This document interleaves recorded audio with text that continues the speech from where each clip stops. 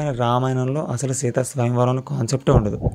అసలు రామాయణంలో ఏమని ఉంటుందంటే, విశ్వామిత్రుడు రామలక్ష్మణులతో ఇలా చెప్తాడు, జనక మహారాజు తన రాజ్యంలో గొప్ప యజ్ఞం చేస్తున్నాడు, ఒకసారి వెళ్ళి చూసొద్దాం పదండి అని చెప్పి వీళ్ళిద్దరికి చెప్తాడు. వీళ్ళిద్దరిని కూడా తీసుకొని వెళ్తాడు.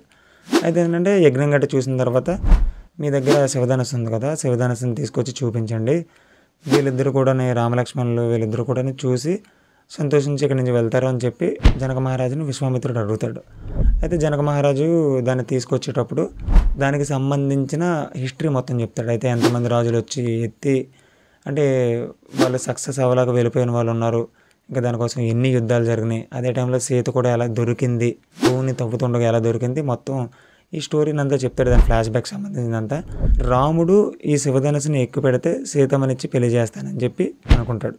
విశ్వామిత్రుడు ఆజ్ఞ మేరకు రాముడు శివధనుసుని ఎక్కువ పెట్టేస్తాడు అనమాట. ఇక్కడి నుంచి మీకు ఈ సీన్ అంతా తెలిసిందే. వీళ్ళని విరగొట్టిన సౌండ్ని ఎవరు తట్టుకోలేక చుట్టుపక్కల జనాలందరూ చెవులు మూసుకుంటారు. అక్కడ రామ లక్ష్మణులు ఇంకా జనకుడు విశ్వామిత్రుడు వీళ్ళందరూ నార్మల్గా ఉంటారు. ఇక్కడ నుంచి మీకు యాస్ట్రీ స్టోరీ ఒరిజినల్ స్టోరీ ఉంటుంది. కానీ ఇప్పుడు నేను చెప్పిన స్టోరీ లైన్ ఏదైతే ఉందో అది ఒరిజినల్ స్టోరీ లైన్. సీతా స్వయంవరం కాన్సెప్టే లేదు.